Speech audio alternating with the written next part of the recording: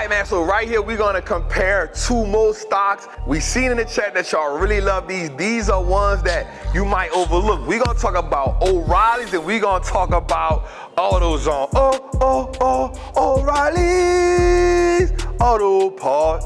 We're gonna talk about that. Get in the zone, AutoZone. Yeah, we're gonna break these numbers down today. These numbers gonna be so fire. I'm talking about these two companies are so, I don't think I've ever did one where the numbers are so close, but also there's a stat. I had to go dig into one of my other stats to show like, damn, you feel me? So another reason why I want y'all to pay attention when I do these comparison videos is because I know some of y'all have a hard time researching. If you haven't checked out the Wallstreet trapping course that literally breaks it down for you on how to break that brick down to all dimes, right now I'm giving you some flippers.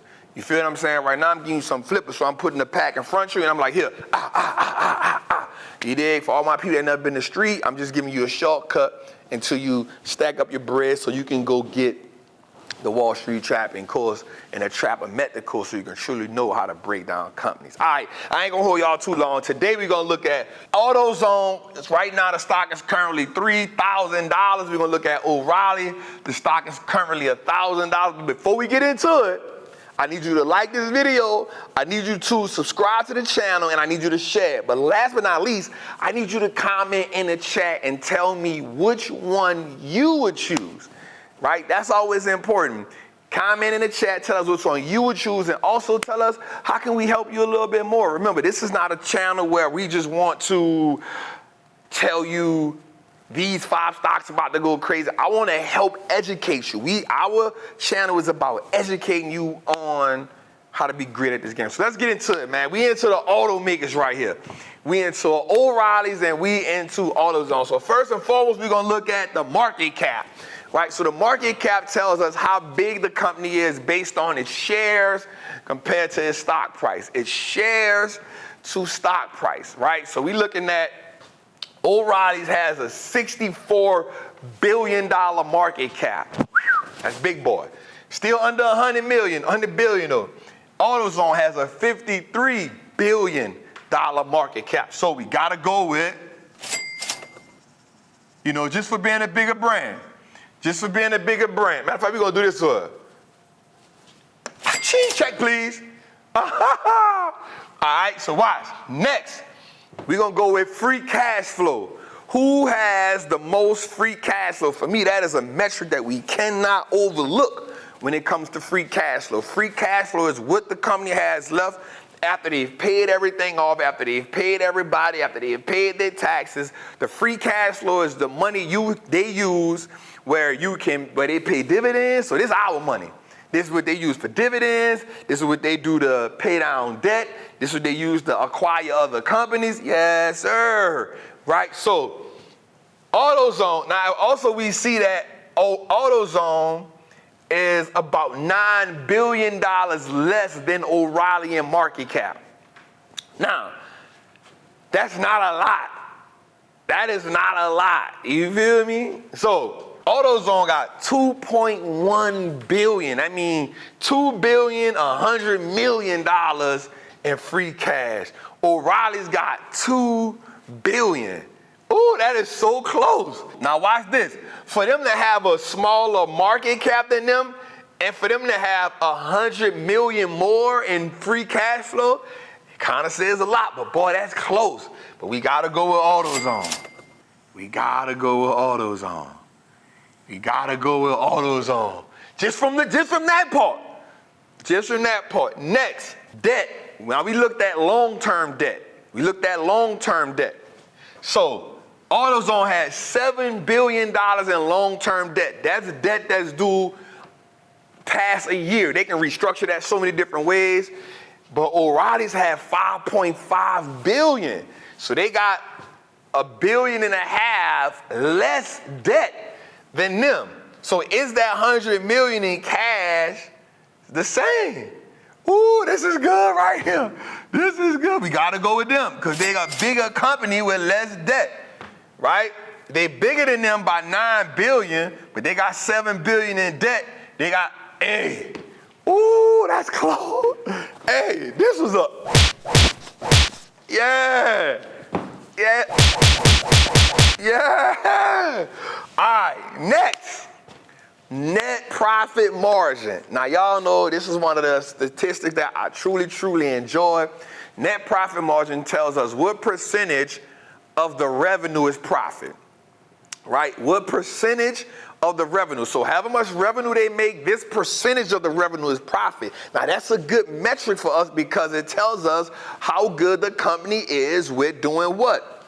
Bringing in revenue, turning that revenue into profit. Like if you can bring in revenue and you can turn that revenue into profit, that's sweet. Now the sweet spot for that is 10. That net margin, the sweet spot for that is 10. Anything below 10 is 10 or better is okay. 20 or better is, oh, you big dogging. So let's go. AutoZone. AutoZone had 14.7%. 14.7%. O'Reilly's, 14.8%. Ooh, that's crazy. That is, I don't even know if that's like a, what that is, like a 1/10 of a percent? I don't even know what that is. Like, God, I ain't a mathematician. Now somebody gonna chop me up. Trav, how you know about stocks? You don't know what that is? That's a such and such decimal. I don't know shit. I sold all my life, you heard me? All right, so now here's how that makes sense a little more though. Watch this. With less debt, a bigger market cap, but they are making just a little bit more. But that shows up in the numbers. That shows up in the numbers. Ooh, that's good. That's close, y'all. Ooh, that's a fight.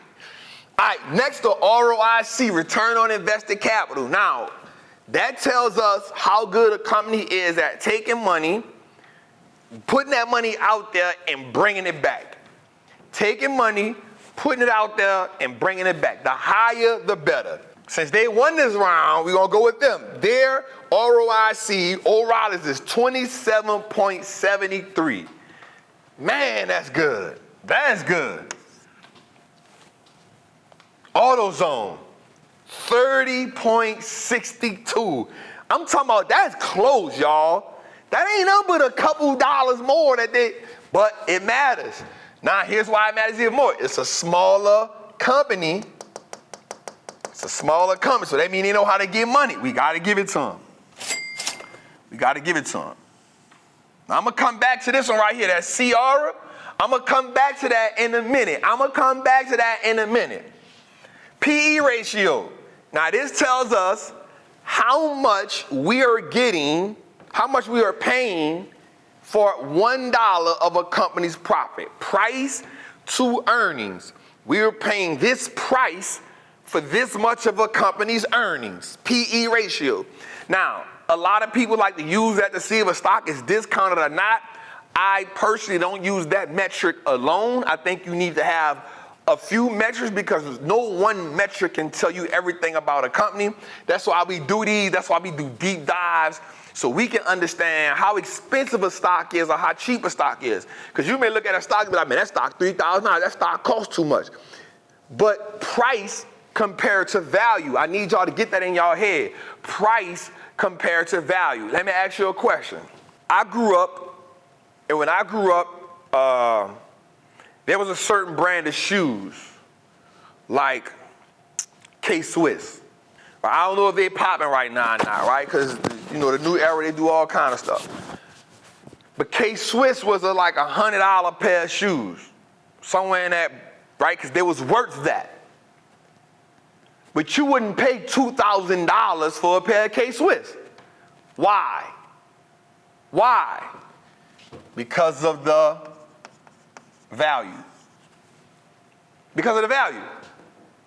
Right? But you would pay $200 for a pair of Jordans. You'd even pay $300 for a pair of Jordans if you got them early. Why? Value. But you'd also pay $500, $600, even $1,000 for, like when I was coming up, Gucci's and Bally's was the thing. I'm from New Orleans. That's $500. So you got K-Swiss. Watch this. Watch this. I'm just gonna show you an example. K-Swiss, $100. Jordans, $200. Bally's and Gucci's, because I come up in New Orleans, $500. The value matched the price. The value matched the price. But you wouldn't pay $500 for a pair of K-Swiss. Depending on who you was, you might pay the $500 for the J's, but in the 90s, you wasn't paying. You was like, bruh, come on, bruh. Now you be like, you get on StockX, you will pay it depending on what it is. But in the 90s and like $500 for some J's, you're like, dog, you tripping. I'm not paying that. And watch this. If somebody tried to sell you a pair of Bally's or a pair of Gucci's for $100, you're gonna be like, what was wrong with them things? They ain't even much real. Because immediately you put price and value together. Immediately you put price and you put the value on them. So when we look, and I just use that because that's just an easy example, but that's how this goes, right? So price and value must always be navigated. You can't look at a stock and be like, oh, it's $3,000. It ain't worth it. Man, that stock is too expensive. What made it too expensive? Did you do the research? Did you do the homework? Did you put the numbers together to see that it was too expensive? You can't always just put the eyeball on stock. That's why that's the last thing we take into consideration. We see it, but we don't put the value on the stock because we see the price. We put the price on the stock because we see the value. Ooh, that boy tried cooking. All right, so listen, 21.7. So we paying $21 for $1 of AutoZone's profit. We ain't mad at that. O'Reilly's is 28.5, so they're a little more expensive.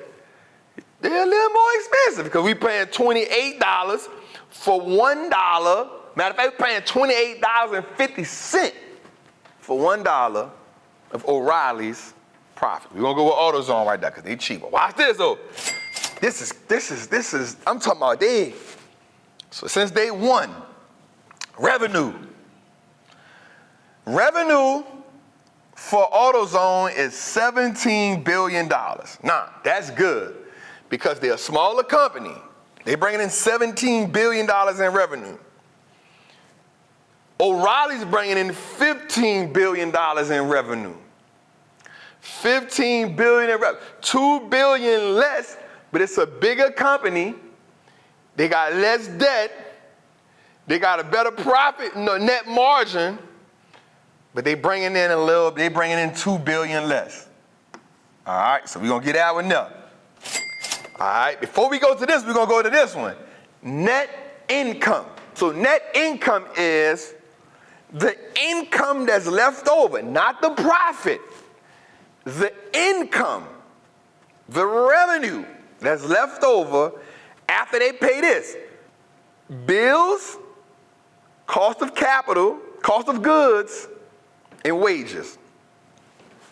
It's the income left over after they pay the bills for the business, the wages for the people that help run the business, and the cost of goods, which is called the COGS, C-O-G-S, meaning the cardboard, meaning the boxes they put the stuff in, meaning the plastic, meaning what it costs to get it built, cost of goods, right? They have $2.5 billion left in revenue after, right? Watch this. 17 billion, 2.5 billion, 17 billion in revenue, 2.5 billion in revenue after they paid what they cost. Now that ain't got nothing to do with free cash flow. Watch this one. 552 million after they bring in 15 billion. So that means they got more revenue left. So as I'm looking at this, I'm like, dang, boy. I'm like, all right, now that was a wide swing right there. I was like, damn. So I was like, all right, let me go look a little more. So then I brought on this, the current ratio. So the current ratio tells us current assets, current liabilities. You minus the current liabilities from the current assets, that's your working capital. That's if you liquidate a company. So the working capital tells us how good the company is at paying their bills that are due in less than a year, right? You want that number to be over 2. 2 or better. AutoZone is 0.73. 0.73 AutoZone. 0.73 AutoZone. That means I ain't safe over here. AutoZone. 0.73. I'm not safe. O'Reilly's 0.82. I'm not safe. That means if something was to happen right now, I may be at jeopardy for paying these short-term goals. And for me, that was the But if you look at the 5-year return, AutoZone, 194%. That's sweet. That's 109. That means you killing it. You giving double-digit returns every year for the last 5 years. You killing it if we average. O'Reilly's right there, bomb though. 174%, you killing it. So you both have cash, but we got that 100 million matters because you're a smaller company. You got less debt, right? You got less debt and you're a bigger company. That's good.